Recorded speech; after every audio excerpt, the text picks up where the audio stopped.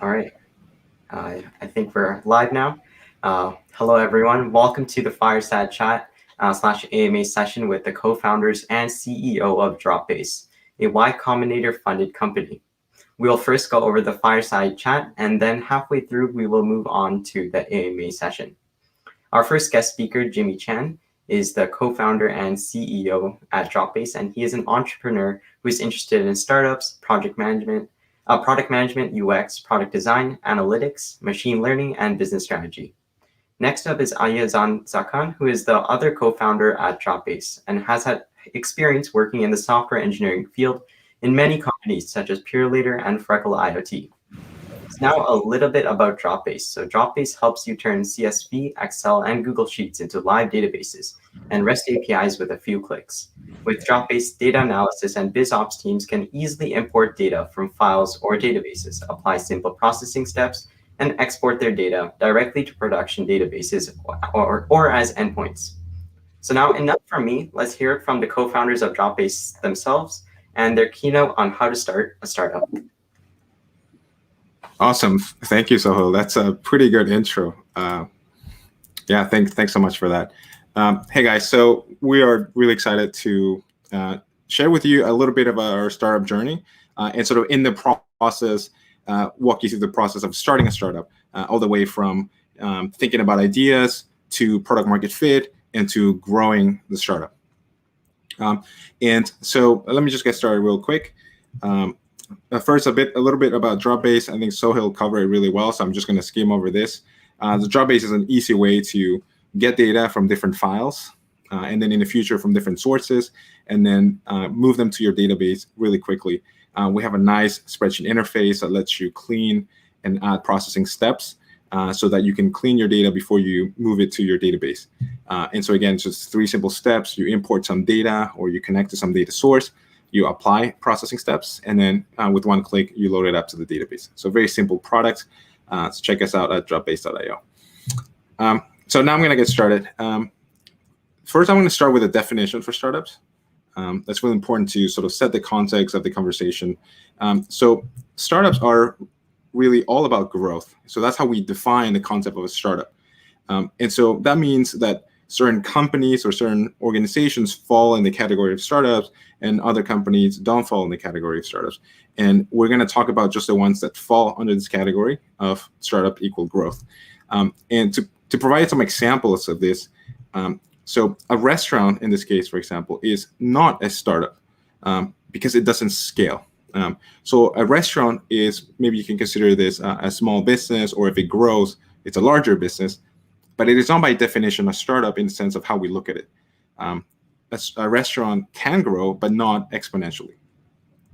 And I'm going to show you some of the math to illustrate the differences between fast growth and no growth and slower growth. Right. So here's the math. Right. So if you have 2 startups or 2 companies that make $1,000 a month each, right, and one of these companies grow 1% a week, and the other one grows at 5% a week. So when you look at it in 4 years with the math, right, the first one would be making about $8,000, and the second one would be making $25 million, and this is every month. So a seemingly small difference in the weekly growth rate makes a huge difference at long term. This is how big companies are made. This is how unicorns happen. It's because they're growing really fast. And so for this conversation, for this talk, our definition of a startup falls under this one. So those companies that grow really fast. And so we're gonna cover a few different things about it, starting with ideas. And so here's what my co-founder Ayajan is gonna walk you through a few of these concepts.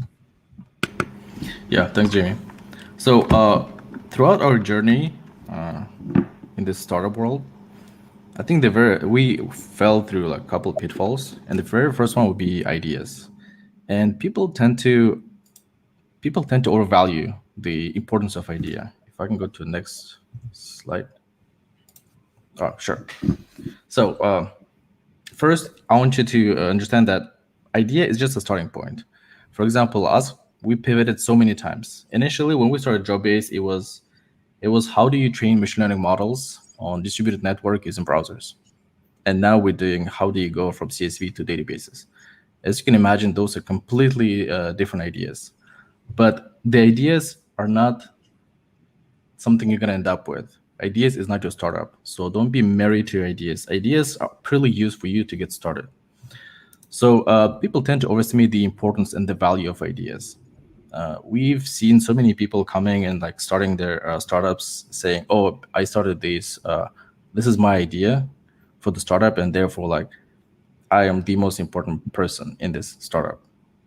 And that's not the case. Well, we want you to understand that ideas is just the starting point, just for you to get started. And the main value of ideas is just that. For example, Airbnb started as a renting airbeds and just giving some breakfast. That was the idea. That was the initial point. And then over time, they figured that, oh, people don't mind renting the entire room, entire bedroom, or even the whole yachts, or like the bongos.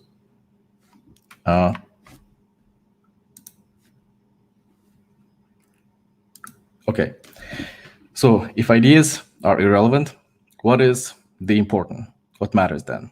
So what matters are the founders who understand some group of users and can make something that group of users want. So that's the motto of YC: make something people want. And when they say that, what do they mean? It's not really something people would like to have or people need. It's exactly make something people want. And you just need a team that can fulfill that need. Now, finding something people want is not really easy. First of all, it's not easy to make something people want, something that they don't already have the solution for. Second is, if people knew what they want, they would already satisfy that need. And then there would be no need for startups. And finally, how do you do that? First, you need something new, just some new initial idea, something for you to start with. Then you need to figure out either a new way how to satisfy it or to build this. After that, there has to be some uncertainty, but path to a huge market in the future. And this is where startups comes in. They find a niche, they build a product, and they grow from there. All right, so next topic I want to talk about is a co-founder.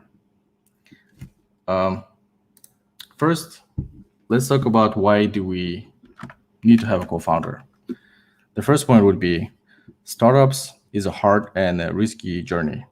So we've seen many founders that started a company by themselves alone.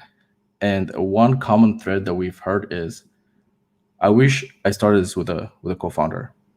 So don't underestimate the importance of a co-founder.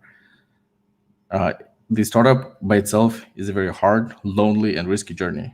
And if you can split it with someone, it's always beneficial. So you need a co-founder so you can support each other, so you can split the work, and you can always bounce ideas with each other or like pull each other up. The next is, I actually put animation. I don't know why it's not working here. Okay, so next is what to look for in a co-founder. Someone you can trust and enjoy working with is number one. And number two is so you can complement each other. So let me expand on those 2 points a little bit. So first is someone you can trust and enjoy working with. Imagine having a startup. On average, the startups last for about 5 years, and you work 7 days a week for about 10 to 12 hours a day, and you constantly interacting with that one person. In the startup world, we say like it's almost like a marriage. So you want to make sure that whoever you end up working with, you really enjoy working with, and you can trust that person. And the second is complementing each other. And it's not really about just the skills. So for example, the most common duo is a CEO and CTO. Someone who is tech savvy and someone who's someone who's a business savvy. But it's not only that, and it's not the most critical part. We've seen examples of startups. For example, I think Airbnb they were very creative and had very little skills in tech. They found another person who helped them with tech, and off they go. But the key part was they trust each other and they enjoyed working with each other, and they had common interests, so they can bounce ideas together.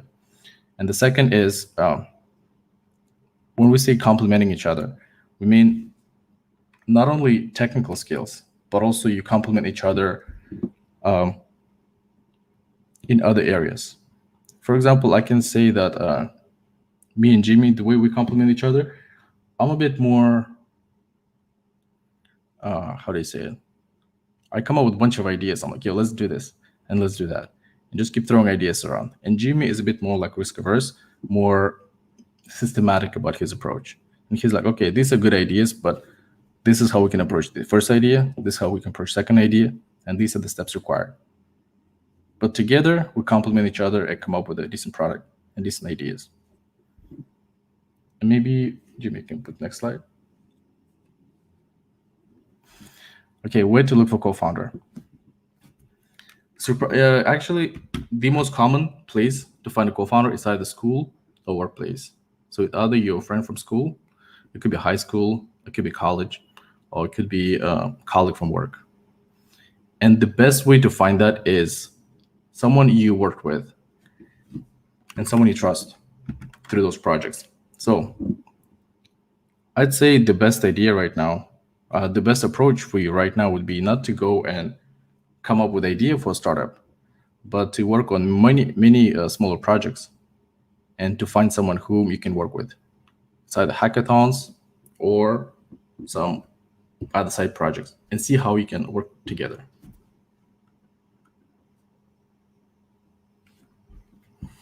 All right, so last point I want to cover is MVP.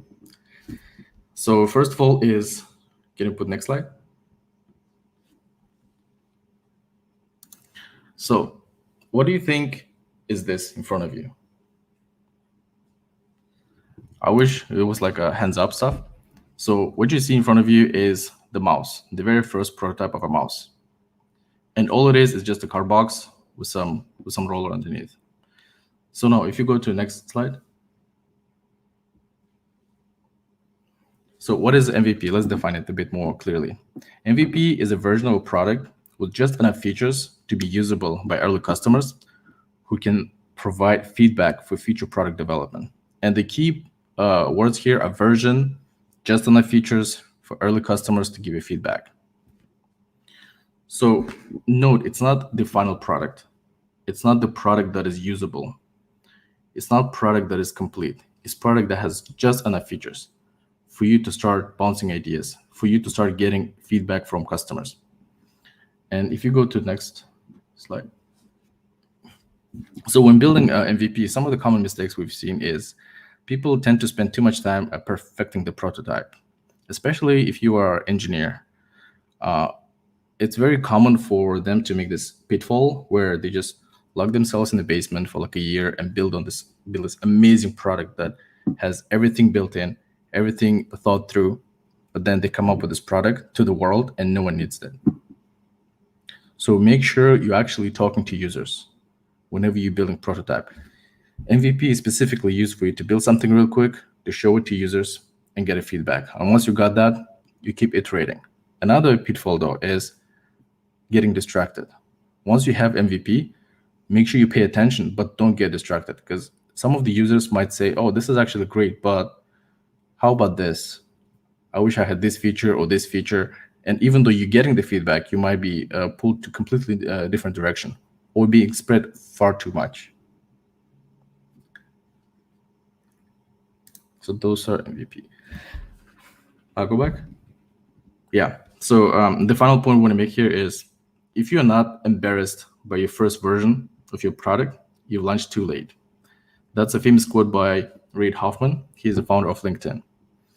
It kind of ties back to MVP a little bit. So once you build an MVP, you're working on your actual product, and then don't delay the launch. Don't delay the launch of a product. If you're a little embarrassed by it, it's perfectly normal. Okay. Awesome. Thanks, Aisha. So far we covered some of the concepts of the ideas, building the team, and starting to work on your MVP. Once you have an MVP working and you've created something that people can play with and provide you with feedback, your next goal doing a startup is to get to this thing called product market fit. Product market fit is necessary to achieve growth, which defines what a startup is doing. So when you think about a startup and how you get to growth, the only thing that matters is to get to product market fit. So first, what is product market fit? Product market fit is just the extent to which a product satisfies a strong and fast growing market demand. So that means you have a product that a certain market wants, and the need for that product is increasing rapidly. So this is a definition of product market fit, and this is what all startups strive for. This is really the only thing. When you take out everything else, this is the only thing that matters. So how do you know if you have product market fit? The first thing is that if you're asking whether you have product market fit, that probably means that you don't. So product market fit, there are different ways to triangulate or to determine or to just get a feel for whether you have product market fit or not. And an example could be that you have high retention and low churn in your product. High retention means that your users or your customers they keep coming back to your product week after week or month after month. And low churn is sort of the inverse of that. It means very few customers are leaving your platform month after month, right? So if you can imagine, you have a product, every product has a certain retention rate and a certain churn rate. So every month you'll sign up some new customers or new users, but every month, a few users might also leave the platform. They might stop using your products, or they might stop logging in and using the certain features of the product.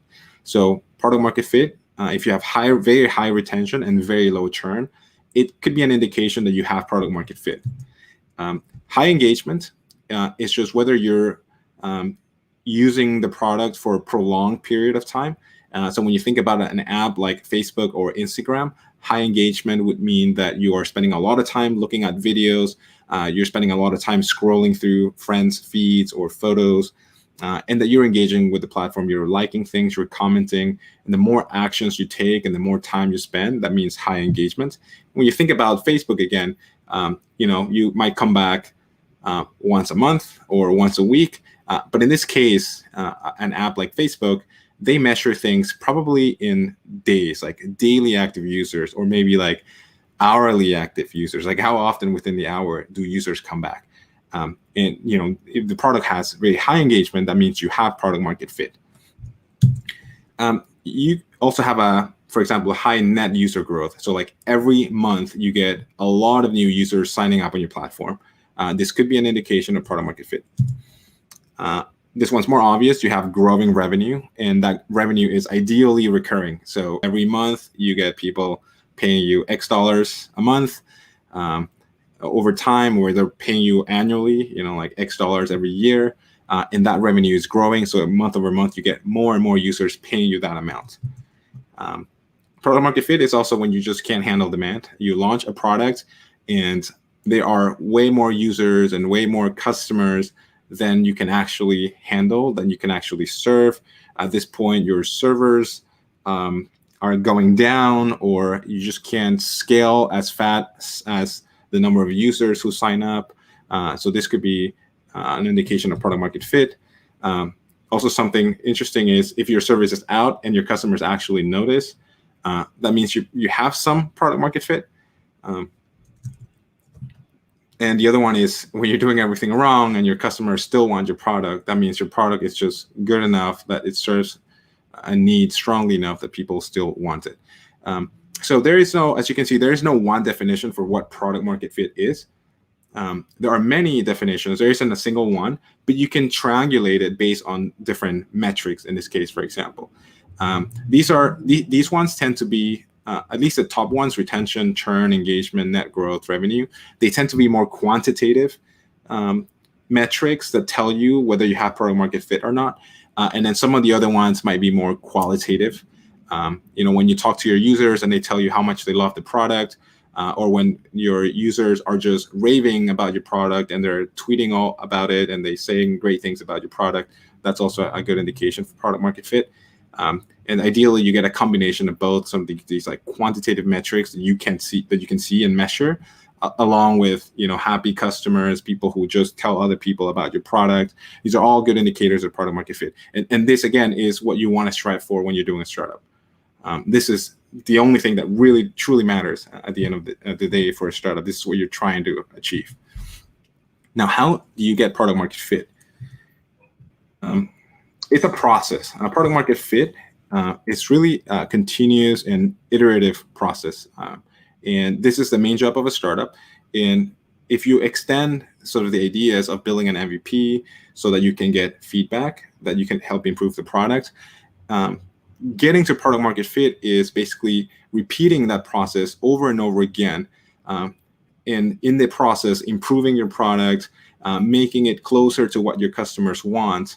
And so you build your product, you talk to your users, and then you rebuild that product and relaunch it, right? So starting with the MVP, you get some feedback, you build it back into version 1, you launch that version 1, you get it to your existing users, maybe sign up some new users, and then you talk to them and then understand what's working, what's not working.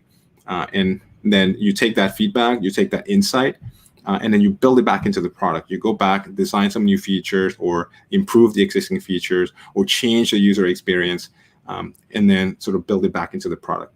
And you do this over and over again until you hit product market fit. So it's not really anything magical. Really, it's a lot of like having an interesting idea, building that MVP for it, and then going through this iterative process of like building, talking to users, rebuild, rinse, repeat over and over again. It really helps if you can do this very fast, if you can do this process quickly, because that means that you can have a lot more of these iterative cycles going on, right? So if you have 10 cycles over a period of 6 months, that's definitely going to be better than having like one cycle over a period of 6 months, because that means that you had more opportunity to go out to market, to talk to those users. And that means you're moving fast. That means like your product is increasingly getting better and incorporating real feedback from your users. So this is the process of getting to product market fit. Once you have product market fit, you may decide to raise capital. And oftentimes you need capital to start and to grow, right? If your company is a little bit more costly or more expensive to build, like if you're trying to build some rockets or some supersonic airplanes, you definitely need some capital to start. Like there's no way that you can just, pay it out of your own pocket and then start prototyping airplanes. That's really hard to do without capital. So sometimes you will need some capital to start.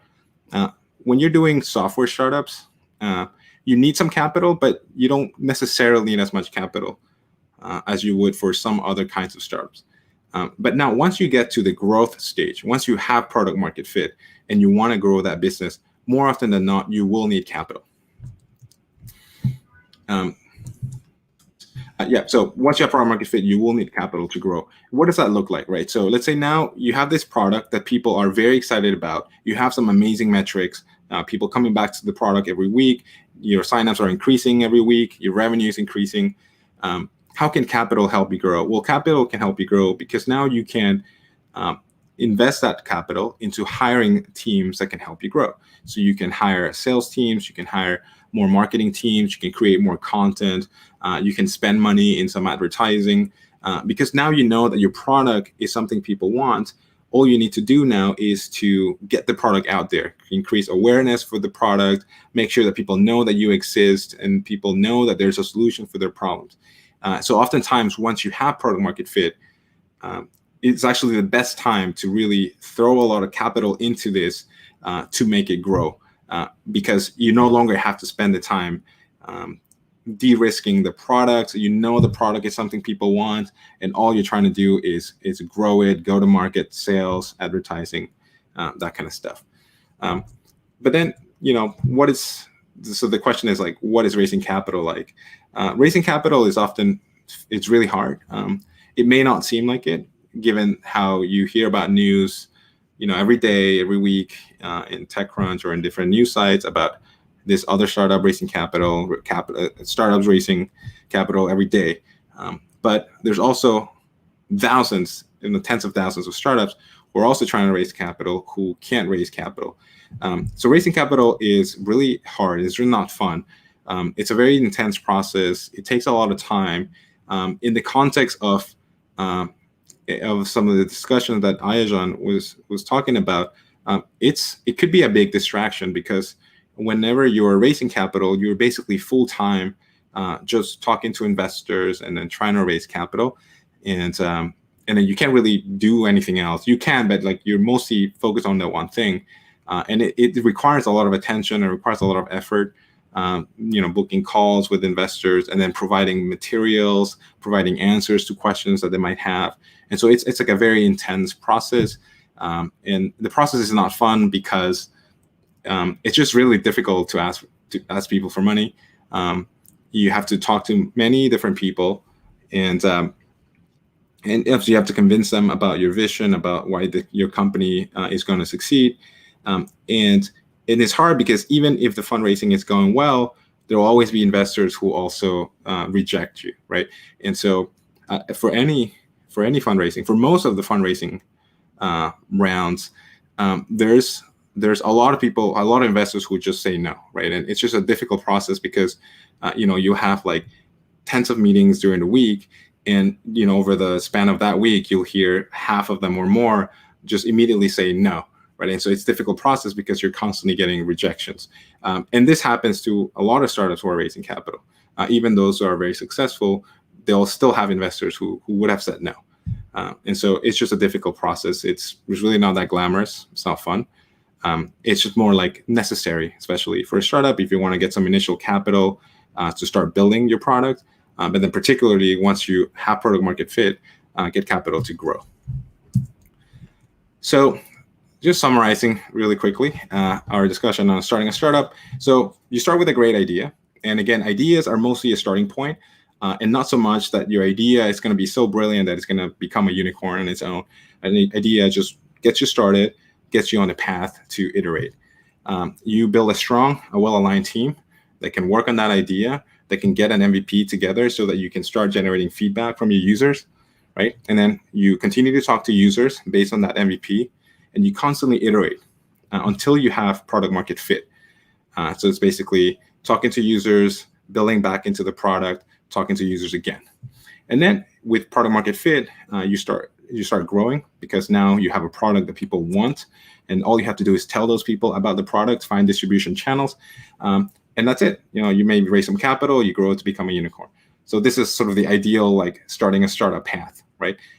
And this is the journey for most people, especially in the software startup field. So with that, we just wanted to close up this section of the starting a startup and open up the AMA section, where we're happy to answer your questions around any of these topics, really. Ideas, all the different ideas that we pivoted through, like how we change our thinking across those ideas, how we're building our teams, what was our first MVP like, what is it like talking to users and understanding products, how is it like to grow. So let's get to that section. All right, yeah, we can get started with the Q&A. Thank you so much for your fireside chat. So we have a few questions from our audience here. So I'm going to share the first question here. And the first question is, how was it for you guys when you were facing the problems with funding and also convincing the people that your idea is deserving? Okay, it's really cool, by the way, how the questions just show up in the stream. That's pretty cool. So it's great. So how was it for us to fundraise and facing those problems and convincing people? It's really hard. So our process was, the first time we tried to raise money, we failed really hard. Like, we didn't raise anything on the first time around. We probably raised like $25,000 for the whole first time. And we're doing 20, 30 investor calls every week, just meeting after meeting. And it was really tough. Sometimes and so the easiest way is to convince someone of an idea that an idea is deserving is that you have great metrics to show. Like you're showing, hey, like this product is growing month over month. This is the rate at which it's growing at. This is how many users we have. But when you're very early, like we were when we first tried to fundraise, we had barely any metrics. We had just launched our product. It was really, really hard. So the first time around, we failed miserably at raising capital. We got one check for $25,000. And that was like from a friend, basically. So that was tough.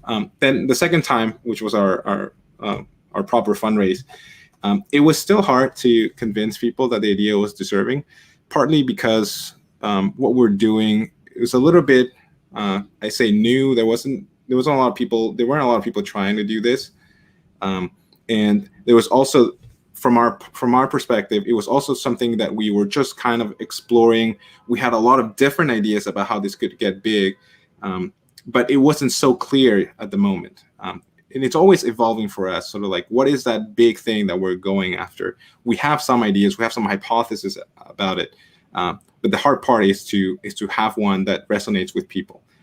So sometimes it will resonate with some people, some investors, but sometimes it won't resonate with others.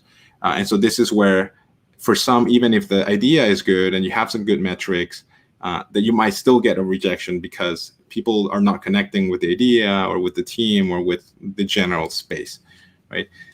And when it was difficult, so the first time it was very difficult, we just sort of decided, okay, we just need to go back and improve our product and keep talking to users, and then try fundraising again later when we're in a better position. And so that's sort of how we approach it. So first time, really bad, we failed. We just said, okay, let's stop doing this and let's just focus on the product. Let's make this product good. And then, once we launched the new product, we had better metrics. We had a bit of better idea about how this could become big. And so we had a stronger story to tell. And then a lot more people connected with that idea. And so that's how we managed to fundraise. All right, and then we have another question showed up on the screen. How can you determine, what metrics can you use when your startup is growing and is taking off? So how do you know?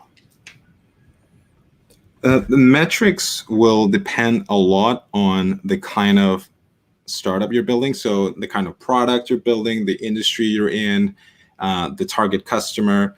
And so it really depends. Now, there are going to be a few metrics that are just universal truth for everybody, right? And that is revenue. You need to be able to generate revenue. You need to be able to grow that revenue very quickly. And so when in doubt, you can always just say, okay, revenue and the rate at which that revenue is growing could be like your main metrics. Now, metrics change depending on, again, which stage you're in, what startup you are doing, what product, what customer, right? At the beginning, you might care more about not revenue, but how often are people using your product? Are they coming back, or are they just bouncing? Like they coming to the product, they sign up, and then they never log in again.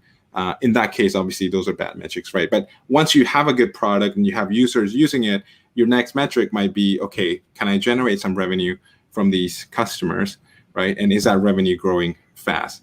And then once you're growing very fast, your metrics become, there's still revenue and growth, but you have a whole lot of other metrics. For example, how effective are your marketing campaigns? Like how much does it cost you to acquire one customer, right? Like if you're spending, $500 to acquire one customer, like is that too expensive, or is that just right, depending on your business model, how much you're charging for your usage of your product?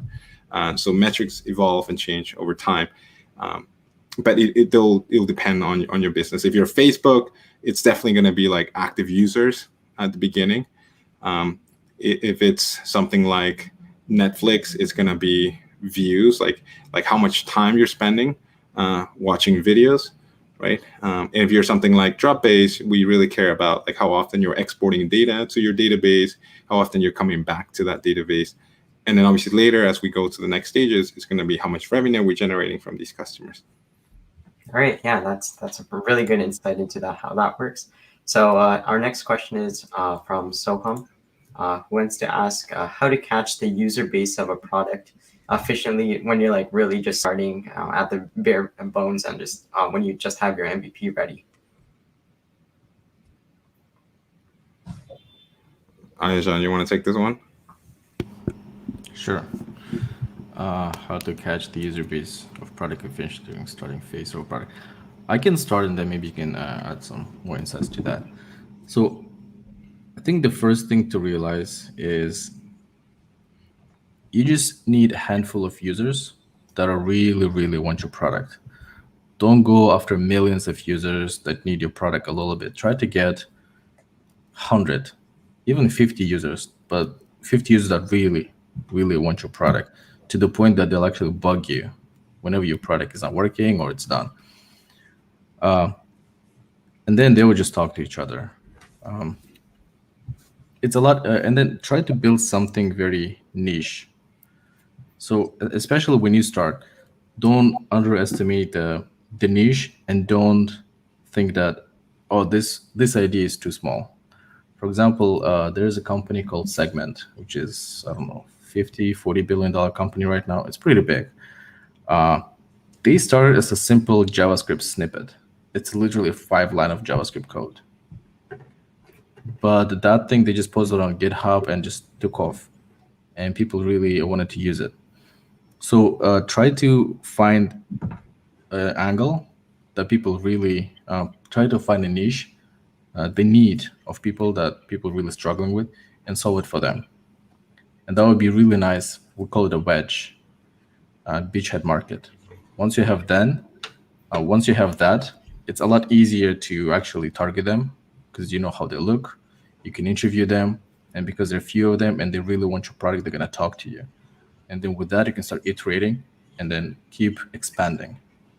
But for now, just find something that small set of users want really badly.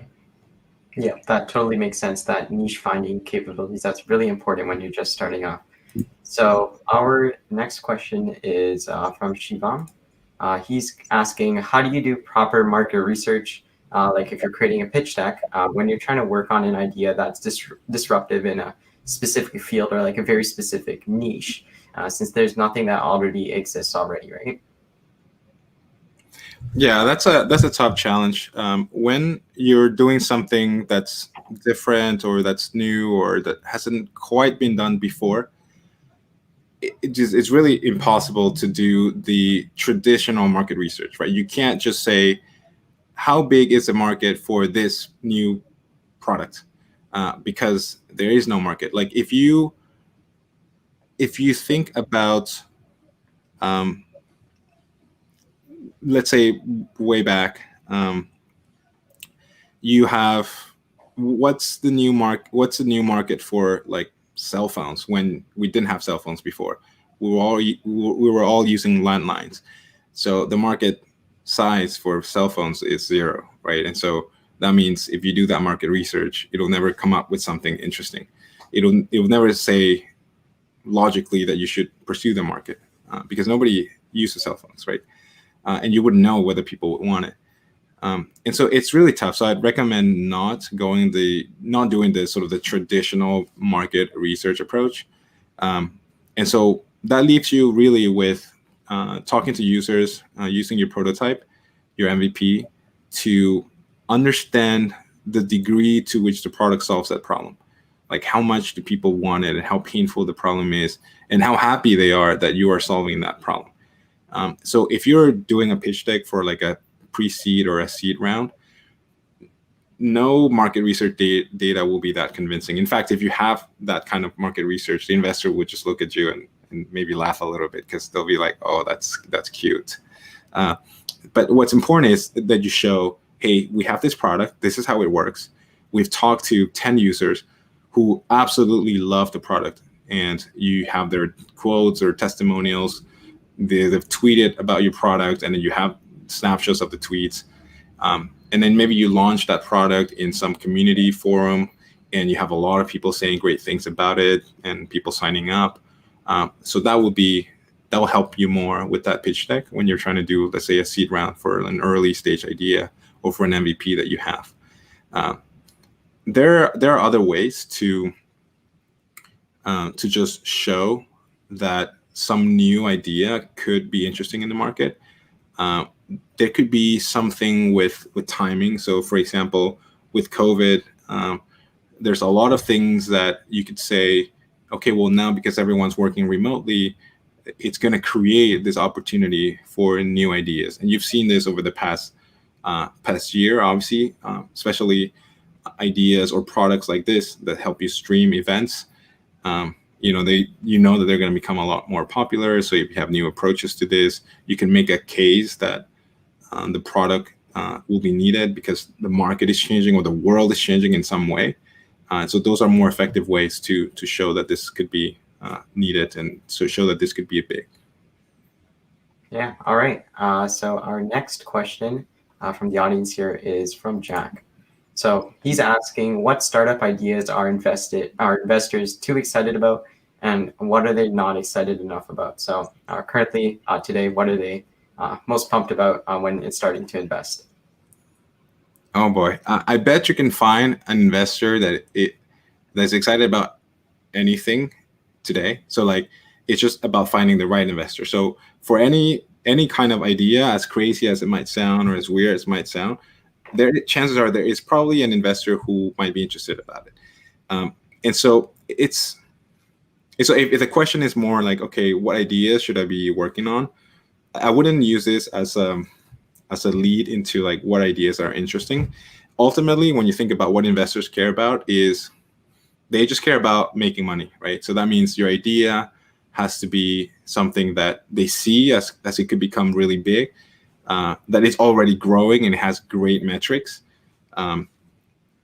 So that, I think that would be my approach for that. Now, there are certain ideas that are generally more interesting to investors, and those are the ones that are relatively cheaper to do and faster to grow. So, for example, software startups are a lot more accessible and exciting to the majority of investors because they could grow really quickly. But ideas in the hardware space can become a little bit more difficult. Like if you're creating some sort of new watch or new glasses or some hardware equipment, investors lately aren't as excited about hardware than they are about software. But when you look at software specifically, it really depends on what's happening with the world. So, for example, COVID ideas became really popular last year, especially at the start of the pandemic. Now they're becoming a little bit less exciting because kind of like we're getting through that, things are reopening. And so, for example, if you do a streaming event software, at the beginning of 2020, it would be really exciting. But if you do one today, it'll be really boring because it's kind of like, well, maybe you've missed the boat already. So certainly there's things that make investors excited. Hype cycles can make them excited, like blockchain and crypto startups can be very exciting, and they're still exciting for a lot of investors. But yeah, there's really everything. But I'd say software, B2B SaaS software is always really exciting for investors because companies buy software they pay a lot of money for. But really, I think just follow your own interests, follow the things that you care about, and the things that you could build a product for. And then if you can build something good, investors will be there because they want to make money. Yeah. All right. Yeah, that's a really good. I can add like one quick thing. The trends that we observed lately, if you guys want a bit more prescriptive suggestion, the trends we observed lately is open source projects. Specifically, find something that is big, popular, and working, and make open source version of it. Lately, it's been taking off. So, if you guys are interested, you can try that. And another trend we observed is people taking products and ideas that work in North America and then implementing them in other markets. For example, you have Uber Eats, and let's implement that in Southeast Asia. You have credit cards for businesses. Let's implement that in Mexico. So those are some ideas that you can try. And lately, investors have been quite interested and excited about those. Yeah, for sure. Like that transparency with open source, that's quite helpful. All right. So our next question is, if an idea is so unique, do you recommend to patent that idea first and like protect it, or patent it when the startup is actually running and you actually are getting customers, and that's when you should start patenting? So what are your thoughts on that? I guess I can take this one. So going back to our presentation, ideas is really something you shouldn't focus too much. First, patents are very uncommon, at least in software industry. If you are in the field, let's say medicine or something very scientific, you discovered a new drug or you discovered a new way of synthesizing some chemicals or something, then yes, maybe patent would be your first choice. But if you want to go after, let's say, software, first, it's really hard to patent. And second is it's not really valuable because probably you're going to iterate and pivot so many times that by the time you actually need a patent, you probably wouldn't need it. So don't waste your energy on trying to protect your ideas and patenting it because it's going to change anyway. Yeah, I totally agree with that. So now our next question from Sivkar, who's asking, how do you grow a startup and do you have any strategies to follow? So I think we covered most of them in this workshop. So I think I'll choose a different question from here just for the sake of time. Oh yeah, here's a good question. So here's a question from Zach saying, what doubts did you have throughout the beginning of the project? And another thing I would like to add to this is what things did you guys not like agree with at the start when building an ideation phase? What did you both not agree with, and how did you resolve that conflicts? Okay, I could start maybe. So what doubts do you have throughout the beginning of the project? I think for me at least, there's always doubts. Like, so it's always there, sort of in the background. It's always running. So when we first launched, or the day before we were launching Dropbase, there's always this thinking of like, okay, what if this thing doesn't work? Like, what if like nobody cares about it? And that's, I think a lot of founders have that running in the backs of their minds. It's like, okay, what if this thing is completely wrong and off?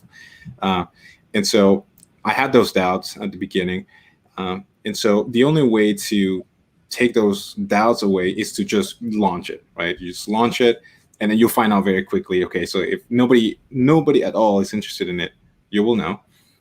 But if some people are interested in it, then it will immediately remove the doubt. And you're like, okay, there is something here. There's something that we can work off of. Like, we can start with this and turn it into something better.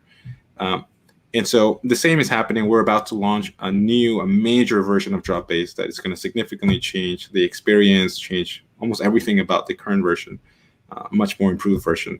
There's still doubts about it. It's like, okay, what if now it's like there's too much? Maybe people don't want all these features. Maybe like people are not going to pay for this, right? So the doubt is always there. And so again, the only way to know is if we launch it and then find out that it's not. John, I don't know if you had anything else to add about this in terms of what doubts you had at the beginning of the project. No, I think you covered it correctly. So in general, you always, at least as a startup, you want to move really fast and you want to allocate your time correctly. So you want to spend 20% of your time on the 80% of the value, like, 80-20 rules. And I guess some of the doubts, at least I had as a developer, is, am I allocating my efforts correctly? Because there's so many features, like users asking for different aspects of the products, they're asking for different features that they want. And you just need to be disciplined about it, know where you're going, have some focus. And yeah, just focus on the things that matter. That was the only part that I had doubts with. Occasionally we think about, like, is this the right approach? Are we focusing on the right features? Are we overcomplicating or are we over-engineering things? These doubts always are there. Or like, what if we launch it and nobody cares? What if nobody signs up? What if like people think this is like really bad? Those doubts are always there. I don't know if there's a way to not have them. I think like a small, healthy amount of doubt is probably very natural. And then I think your job is to just try to get rid of the doubts by just launching and then confirming or rejecting the fact that people want it or not. But yeah, lots of doubts. Can we fundraise? Are we going to be able to hire good people for the team? Are our existing team members, leaving us and going to different companies? Are competitors going to build something better or competing with us in the parts that we focus on? All the stuff is there. Like, are we going to have enough money? Are we going to be able to fundraise again? All these things are very natural. They happen. So these are all the doubts that you would expect to have, and we've had them all. This is the other part of the question you said was whether there were some areas that we didn't quite agree on. Yeah. Was that it? Yep. Yeah. What do you think, Aisha? Logo. So I think in the very beginning, I don't know if you guys are familiar with our history, but we iterated it through a couple names and then a couple logos. For example, our very first name was Sanao, and then our very first logo was this llama. And we have a quick story which I'll tell you. So back when we were still Sanao and like transitioned to Custodia, we didn't have a logo. And then Jimmy at the time was traveling, and I was just sitting trying to come up with a logo. And we just chatting with Jimmy. I'm like, yo, I'm trying to figure out the logo. I've drawn everything, cannot think of anything. And do you have any ideas? It could be anything. It could be object, it could be a word, it could be animal. And Jimmy's like, animal. I'm like, yeah. He's like, well, I have this toy next to me. And he turns the camera, and there was this llama with a haircut like that. So I was like, okay, I have an idea. So within like 10, 15 minutes, I drew this llama with a crazy haircut and the pink glasses. And I sent it back to Jimmy. And Jimmy's response was lol, and that's about it. But I put it everywhere, like on our website, our email, everywhere, that logo. And then when he came back, I think that was the only time where we Jimmy was like at the fence, like, I'm not sure if I like this idea. But he was at the point where, how do you describe this, Jimmy? I think to me, I think it was just like a crazy idea. And I was like, okay, maybe we're going to experiment with a little bit of craziness. So yeah, I was at the point where it's like, okay, I'm not sure if this logo fits with what we're trying to do. But, like, maybe we can give it a shot. All right, so the logo is under custodia.com. It's still live. We have our other product. We still kept the picture. But yeah, I think that was the only time where we were like at the fence between, okay, should we switch the logo or should we stay? Yeah. All right. Yeah. So that's definitely something that's interesting. So going back, like at the beginning, when you were first creating Dropbase, what was like the first inspiration or like a standing point is like, yeah, we should do this idea. And when you were pitching to YC, because I know you guys were in the winter session for 2020, what was that like 2 to 3 points that actually stood out about your product? And how did you communicate that with YC? So yeah, maybe I can start. We didn't actually do YC with that idea. We did a different idea. So this kind of tells you like just how important ideas have been for us. When we were doing YC, we're monitoring data pipelines.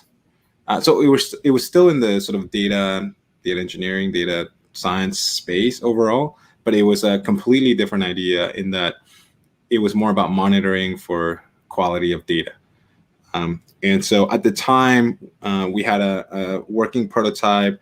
We had a lot of insight about that problem, about that space. And we had a what was it called? We had a POC that was kind of upcoming. And so with those three things, we got into YC. And then towards the end of YC, we actually pivoted away from that idea because we weren't able to actually grow it or like get paying customers.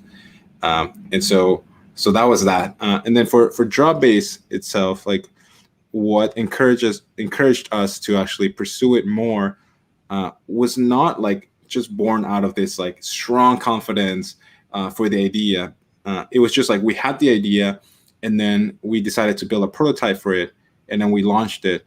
And then we weren't expecting really anything out of it. We were expecting mainly just having some marketing and telling people about this interesting tool that we built. But when we launched that very first version, we had a couple hundred people sign up and use it. And to us, that was like, whoa, like there's definitely something here. Like we've never had something where 200 people sign up on the first day ever, right? And so to us, that meant, okay, there is something about this. And that gave us the confidence to pursue it more. Those users were telling us how they were using the product and what else they wanted in the product. So we just listened to them, we built those features, and then we relaunched the product very quickly after that. About 2 months after that, we launched a version of the product that had some of the things that addressed those needs. And then about 2 months after that, again, we raised our first round of capital. So outside of the YC money, we raised our own round of capital. And that was based on that initial Dropbase idea, which got a little bit of traction. And then when we launched it again, we got a lot more traction. And so with that, I think it gave us a lot of confidence. Obviously, we had the metrics, and it helped us build a strong story for our fundraise. Yeah, so kind of expanding on that, how long did you guys like spend on the MVP, and like kind of what features did you both work on, and who did what? Like how did you delegate the tasks when actually starting, even like before pitching to anyone? Like just at that core MVP phase, how long did you spend, and who did what? So I think initially at the very beginning when we just started, we were like, how do you say it, the shop of two people that does everything. And I guess that's where it comes back to find co-founders that complement your sets of skills. So for example, while I was trying to maybe write some of a backend and logic, Jimmy was designing the whole product and then interacting with users. So yeah, at the very beginning, I think I did the math at one point, like how much we've been doing, just two of us. It was like a developer, marketing, business, backend, front end, what else? Designer, all like between just two of us. So it was just two of us working throughout. Yeah, and how long did you spend upon like making this the first like actual thing you were comfortable in presenting to other people? So as soon as we learned about launch, if you launched and you're not embarrassed by a product, you launched too late, we kind of took it maybe a bit too seriously. And we start launching like all the time. As soon as we have something ready, we will put something together within like 2 weeks, 3 weeks, maybe a month. Like Jimmy said, we pivoted midway YC batch. So within like a month, we put up a new prototype, barely put together, but we managed to launch it and get some customers. So I'd say in general, most of our iterations and launches were, for MVPs at least, were within a few weeks, 4 to 6 weeks, and we had the new version out. Right, and like while you were pitching to YC, like for example, if someone were to like go to and try to get like into this like tech incubators, what would you suggest they do? Like, do you have like 2 or 3 tips on what to do to actually get into YC or any of these other tech incubators? Because they're like super selective, and I'm sure a lot of people have ideas, but they don't really feel confident enough in going into and applying for these large incubators in the fear of getting rejected. So how do you overcome that fear, and what how do you improve your YC application to make yourself feel confident about what you're submitting?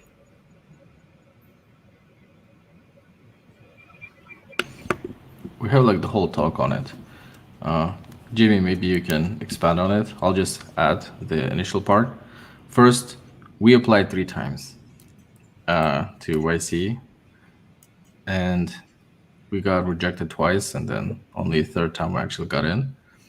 I think a few things that helped us is first that we were still working together, and we were still working on the similar problem, similar space. So think of it as orbiting. So we were in the field of data space, and we're still in that space. So initially we were like, how do you monitor quality of data? Now we're into how do you move data from one place to another. And every time we would go there, we'd have more and more insights about our users. So the very first idea we applied was crazy. And then it was a bit more serious, and then it was like, okay, there's something here probably. So I have a suspicion, and that's me, that they actually track your progress as well throughout your applications, and that also gives them some pointers. And then we have the whole speech on how to prepare for the interview that Jimmy maybe can cover a bit. Sure. Yeah, I can talk a little bit more about getting into YC and what we had. So in general, okay. So incubators look for progress, like how much progress you've made.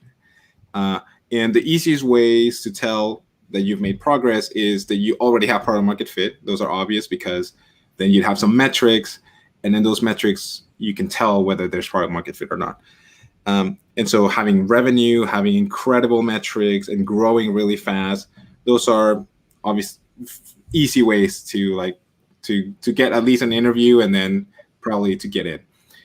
Now, a lot of people, when they apply to YC, they don't have the metrics. They don't have a lot of progress. Sometimes they don't have product market fit. Most of the times they don't have product market fit. But a lot of those companies or teams also get in. And so ultimately, we believe, obviously this is not official or anything, but we believe that what YC is looking for is a combination of things. It's obviously the team and their backgrounds and what kind of experiences they've had, and and then the idea and just the market in general.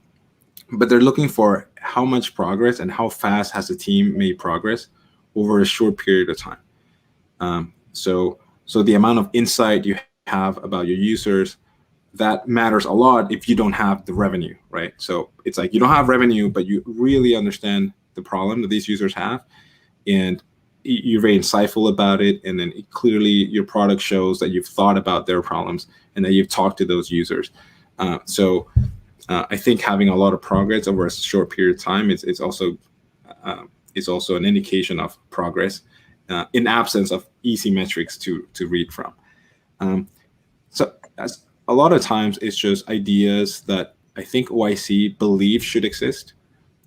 They think that there should be something like this in the market, or that given how the market has changed, that something like this would serve a big need. So there's those. There's also certain partners at YC are very into different kinds of areas. Some partners are like very excited about life sciences and biotech, and so they'll look for ideas in those spaces. And so overall, I think just understanding, getting a lot of insight about a certain problem space or a certain market by talking to users and doing a lot of research, and then building a prototype that can help you continue to gather that feedback really helps. And then obviously, if you have users, if you have people trying the product, if you have pilot contracts, and then if you have revenue, obviously, it's like better and better over time. But we've had people who just come to YC with an idea. And sometimes they just like they've spent a lot of time in that space, or sometimes they're just like, they've been moving really fast and they've learned a lot about the users and generated a lot of insights. And so, they get into YC as well. So there's a whole range. There's people who've raised millions of dollars who get into YC, and people who just dropped out of school to go to YC. We've seen the whole approach. We're neither dropouts nor like raised millions of dollars before YC. We're kind of more like in the middle. We definitely had a lot of insight. At some point, we gathered a lot of insight about the problem space, and then we wrote an article about it. We posted it on Hacker News. It goes to the front page organically, and so it shows that it was more like a proof that we had a lot of insight about a space that people were interested in or that people reacted to, and so I suspect that might have also been interesting to the YC partners when they were looking at our application. All right. Yeah. Thank you so much for clarifying upon that a little bit more. So we at DevHacks, we have a lot of people in college and high school, and even like very young. So just like myself. So what would you think that like aspiring founders should do when they're like super young and in college or high school? And what do you think is the best and most effective way on starting a startup very early on And how do you know when to evaluate yourself, especially when you're so young and in high school, and you got lots of pressure from school, parents, and what should you do during those young years? I can take a first stab at it. So I think the hackathon is pretty good. First step, start working with other people and try to understand what's your style of working. Like try to understand what are your strengths, what are your weaknesses, and what kind of people you enjoy working with. First, you need to find them. And second, even if you cannot find them, at least you need to know yourself and your style of how do you work. I think that would help you. The second is work on open source projects. I think those would help, especially once you're young and just starting your career. Starting open source projects would be very, very helpful as well. Not only it will help you to learn real quick the area, the field, maybe the language, but it will also potentially be useful to it might turn up into a startup. Just don't try to work on few projects, but actually or work on them more intensively versus having 100 projects on a GitHub, but each one of them with like 3 commits. Just commit to something that you enjoy and keep working on that and master a field. Also, we actually observed this trend that most founders that start unicorns, okay, maybe not most, but many founders that start unicorns, they actually had a smaller exit or smaller versions of products launched when they were back in school, like either high school or college. For example, there's this founder of this Calm app. He's started a website called $1 Million Homepage, and where he was selling pixels when he was in high school.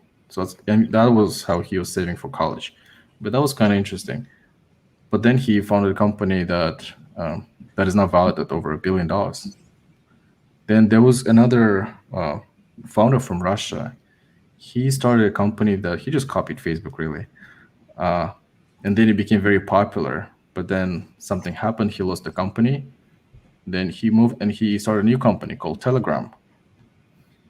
So as you can see, many founders that end up starting very successful in big companies, they tried something when they have very low risks. Back in high school, back in college. And I would encourage all of you to do that.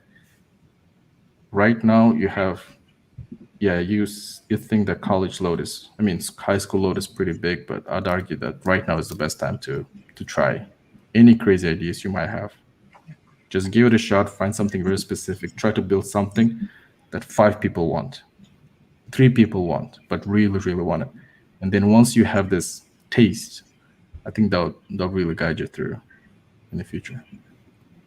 Yeah, one way that we talk about it in the YC community is find a small group of people, like 10, or find like so it's better to have it's better to have 100 people who love your product than to have 1,000 people who kind of just like it. So that's sort of the metric there. And then in terms of like being in high school and college, I don't think we're necessarily saying like drop out of school to do a startup. But what we're saying is this is a really good time to work with people, to try projects, to learn, and to just do things that you're really interested in.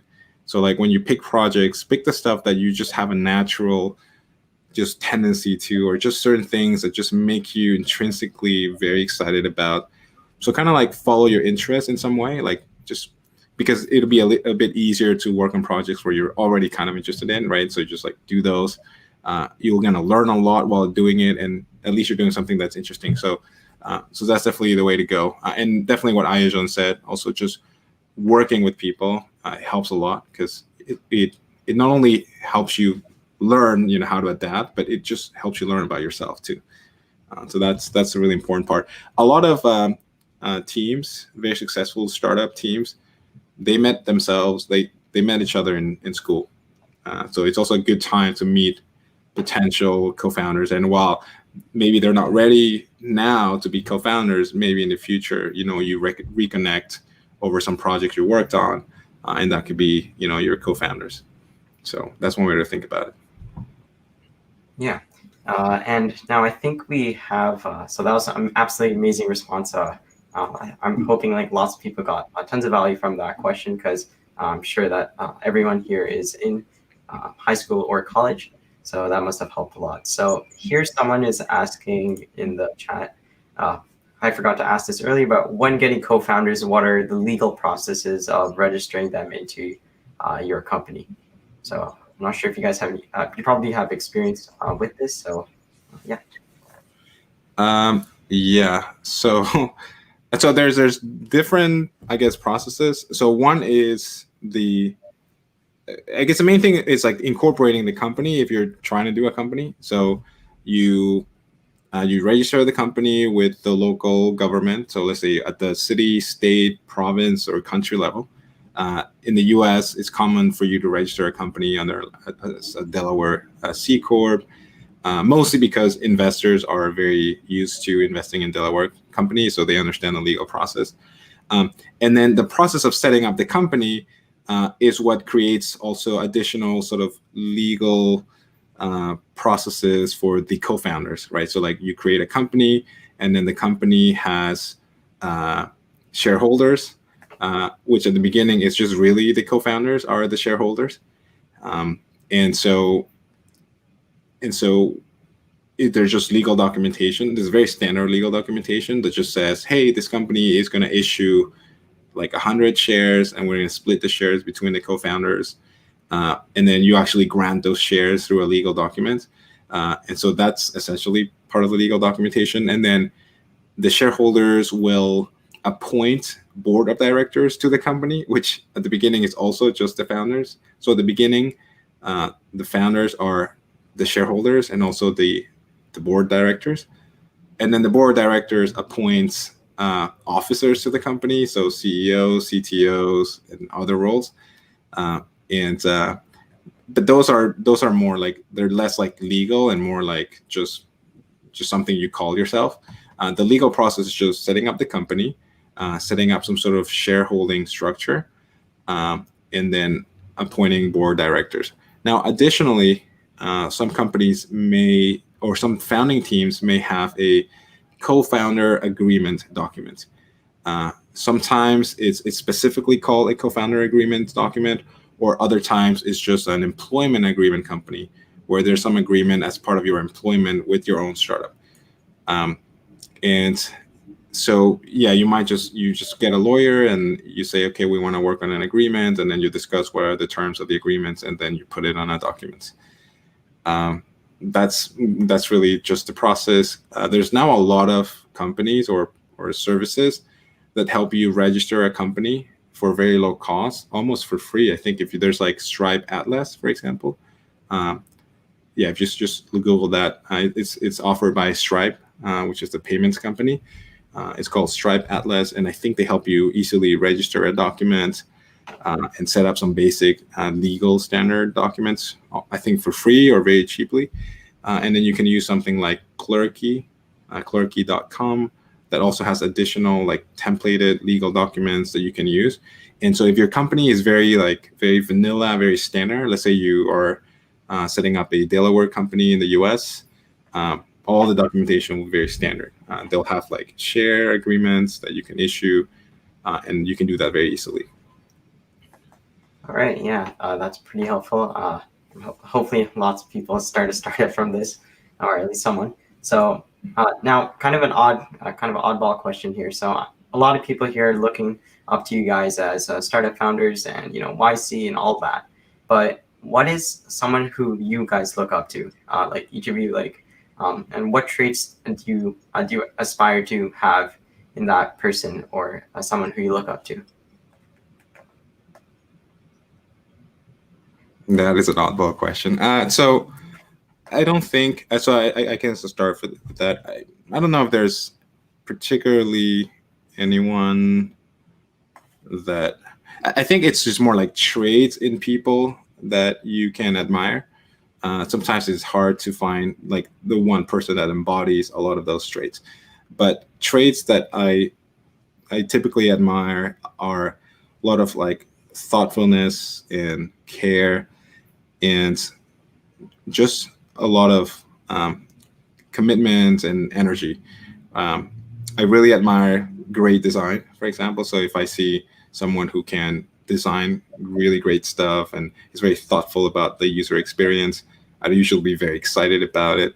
I guess like as a company, I admire Apple a lot as a company, because the products have all those traits. Like it seems like, at least it seems like the products are very well thought out. There's a lot of thoughtfulness and there's a lot of attention to detail and design.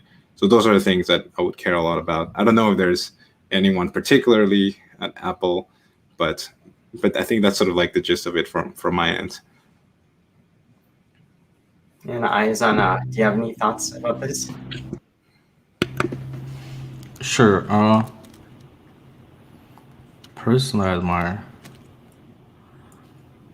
Yeah, I think I would agree with Jimmy. I don't have particular person that I look up to. They're like also traits. I look up at Jimmy. That's why I enjoy working with him. And I think we're pushing each other really well and complement each other. So the traits I look up to would be, yes, hard work, the intelligence. I don't like being the smartest guy in the room. I like to be like maybe the dumbest, so I can learn and grow. And the trait-wise, yeah, same. Curiosity in the world, intelligence, hard work. Yeah. All right. So now we're almost at the end of our session here. So we're just going to get like a few more questions out. So the next question, we have some pre-submitted questions here. So our first question is, once you have a product market fit and want to bring in more staff, what do you recommend to, or who to get first? So like designers, you look for sales first, you look for programmers first, and in those categories, you can expand a little bit more on who you're looking for. And actually, like as a small startup and as a large startup, kind of the differences between those. So as you know, as we all know, you got funded by YC and all that. So so now you guys are probably looking to expand, probably. So who would you look for as your next big step or to expand your company? It depends on the stage. So I'm going to describe different stages of a company and what needs you'll have. Most of the times, the short answer will be software engineers, always. That's really that. I think that's probably the one thing that never changes. Early stage, it's all about engineers.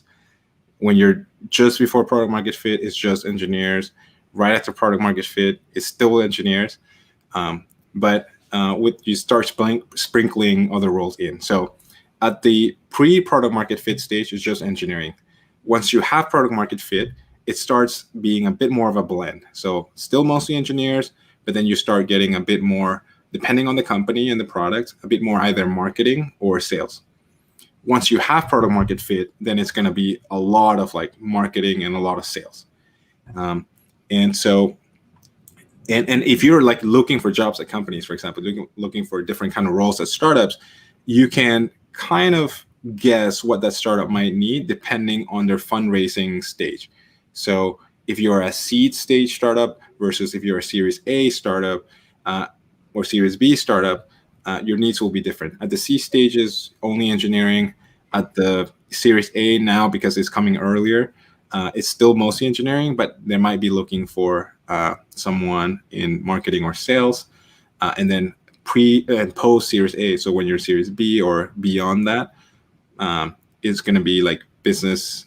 It's going to be business development representative. It's going to be digital marketers, content marketers. Maybe you start getting in some formal product managers into the company.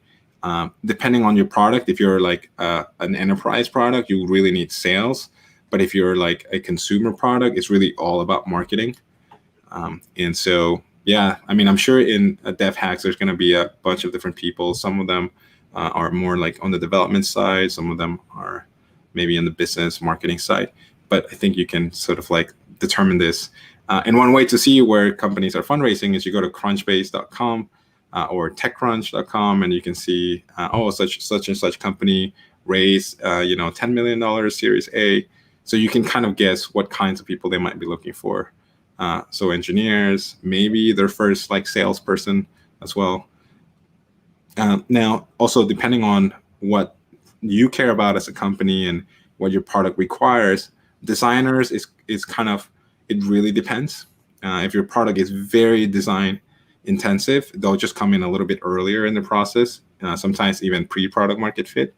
But most oftentimes, like formal, like full-time designers come in post-product market fit. So when you're in Series A or beyond that, you probably start hiring designers to really get the product there. Great. Okay. And now we have a few more minutes left, so we can get out a few more questions. So another question that someone has asked here is, could you explain some of the struggles that you both faced when making the platform? So what were some of the daily things that you both just did not like to do and were just not excited to get up in the morning to do? And what were some things you really enjoyed, and both on like the technical and like the business development side of the upbringings of Dropbase? Okay, maybe I can start. So I don't know if it's just me or it's just a trait of like startups, but ever since starting the startup journey, I was always excited to wake up in the morning and always excited to actually build this. And I think the feeling of launching and like seeing customers, like people using your product and getting some benefit is like addictive. It's a very good feeling. So that keeps you up and makes you very excited to wake up in the morning. Now, some of the challenges that come with building a product, at least for us, we tend to work on products that are very novel, I want to say. So first is maybe it's our lack of experience, because we attacking industry that is very new, or because we don't have experience. So we keep working on features and then we'll find a way to easy implement this or like build this thing easier. So sometimes it feels like all your effort, something that you've been working on for the past 2 weeks, wasted. And that happens because you just didn't know about it. Or sometimes it just happens because the field is so new and no one knows the best answer. So most of the work that you're doing is more like a research. And the research is a result of a lot of iterations. So those are the areas that I can add when you're a bit, I won't say disappointed, but yeah, some of your work goes to waste. And you think to yourself, oh, if only I knew beforehand. But it's always hard to predict, especially when you work on novel products.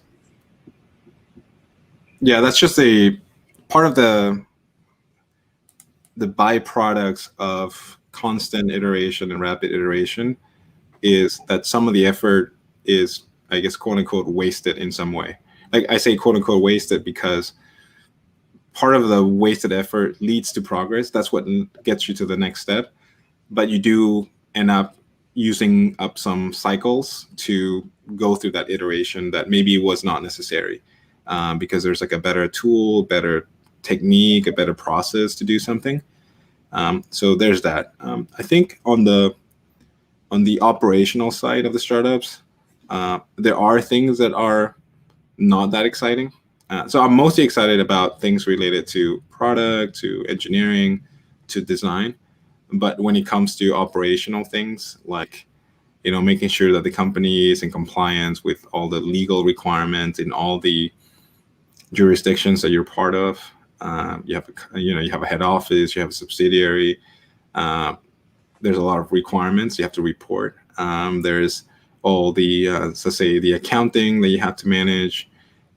We're lucky now that the company is fully remote, so we don't have like facilities or office or anything like that. That would be also something not that fun to handle, especially when you're a small early stage startup. The most exciting part is working on the product, getting people to use it, talking to those users, and then pretty much everything else, it just feels a little bit like less fun. But at the end of the day, we are waking up on Monday for the product and for the users. So that keeps us going. So,